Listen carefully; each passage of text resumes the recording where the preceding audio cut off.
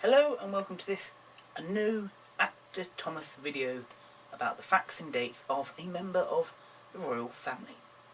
Now today we're going to be doing a person who would become the King of Hanover, but who started off life as Prince George of Cumberland, who was one of the cousins of Queen Victoria. Now, Prince George was born on the 27th of May 1819, and he of course was the only living child of the Duke and Duchess of Cumberland. And he spent the majority of his young life between England and Germany, and he didn't really see much of his cousin Victoria, but there was always a plan in place, particularly by the Duke, his father, and Queen Victoria's mother's controller, that there might be a potential of a union between the two cousins. Obviously, through this video you'll discover that didn't happen. Anyway, like I say, he was rather unlucky as a child. Actually, after a short illness when he was young, he lost the sight in one of his eyes. Then his uncle, the King of England, William IV, dies, and this is where the break with the British and the Hanoverian thrones happen, because the Hanoverian throne has a particular rule saying that a woman couldn't sit on it in her own right. So Victoria got the throne of Great Britain, and her uncle, the Duke of Cumberland, got Hanover. And obviously when that happened, the family moved over there. As Crown Prince of Hanover, George was liked. He took interest in a lot of the local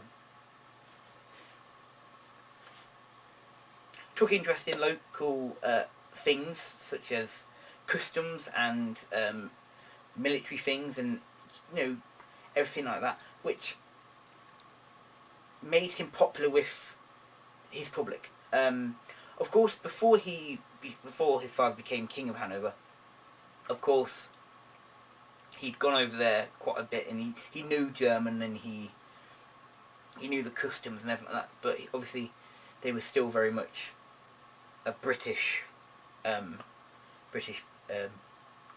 child. Of course, when his father did become king, he even though they did occasionally go back to England, it was very much a start your life off as a German crown prince and future king. Like I say, he around this time actually, it's around this time where he actually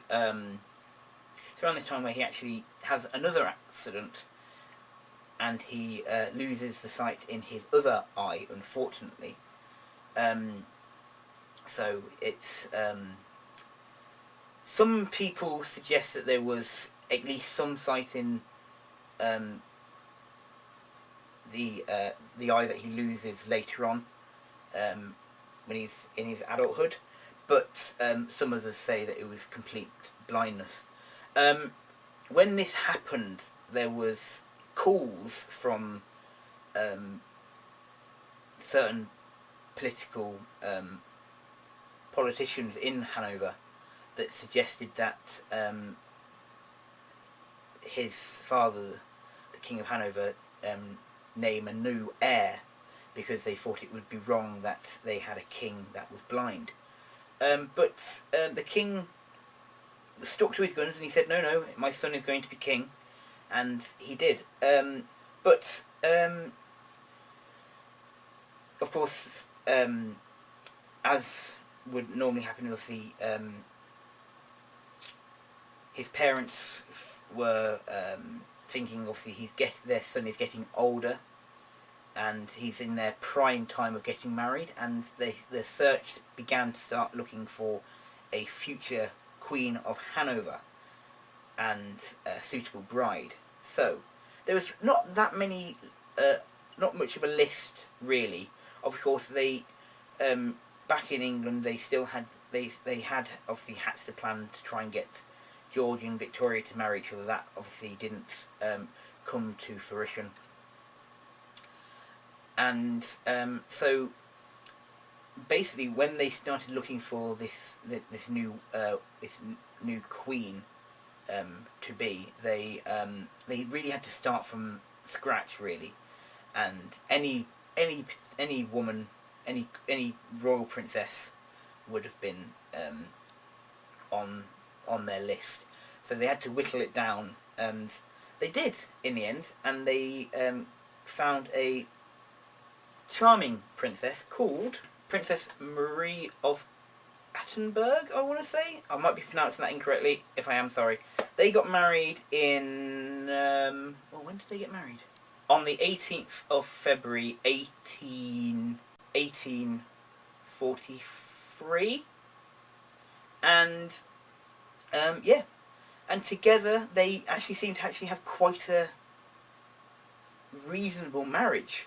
They had 3 children together, a son and 2 daughters, and they, from everything that I've been able to see, they seem to were popular as the Crown Prince and Crown Princess of Hanover, and also later on in life when they became the King and Queen of Hanover. Now, moving to the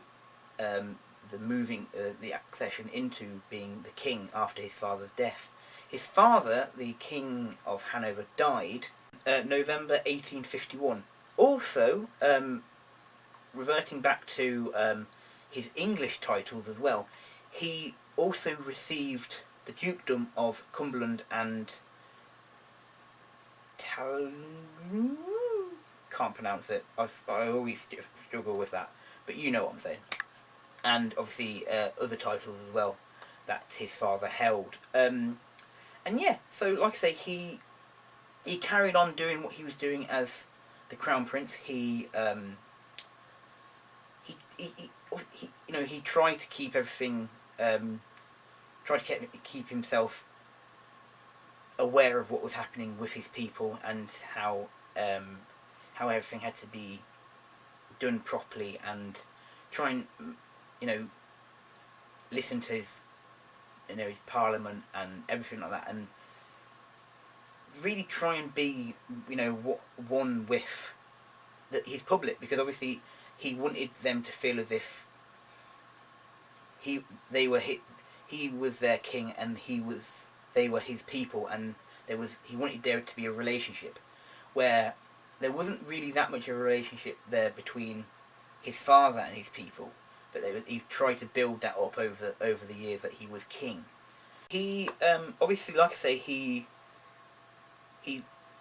viewed politics, and he tried to get his interest and his point of views across in Parliament as well, to help a smooth running of the country and everything like that. Now, over the years that he was King of Hanover, obviously there was a few issues that he had to face and had to weather. One of the most difficult things that he had to deal with was the bringing together through the Prussian court of a united Germany, which of course before that, as I've already mentioned, Germany, the German, what we call as Germany now, was very much a collaboration of different states and dukedoms and principalities, and they all had their own kings and lords and dukes and all that sort of stuff.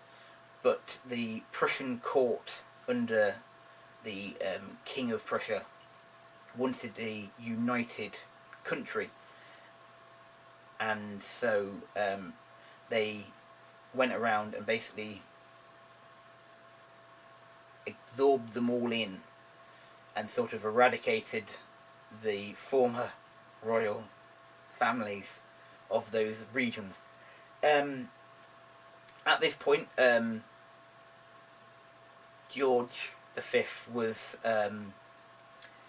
fortunately, him and his family, his wife and his 3 kids, escaped to Austria and lived out a number of years in Austria, in different places in Europe.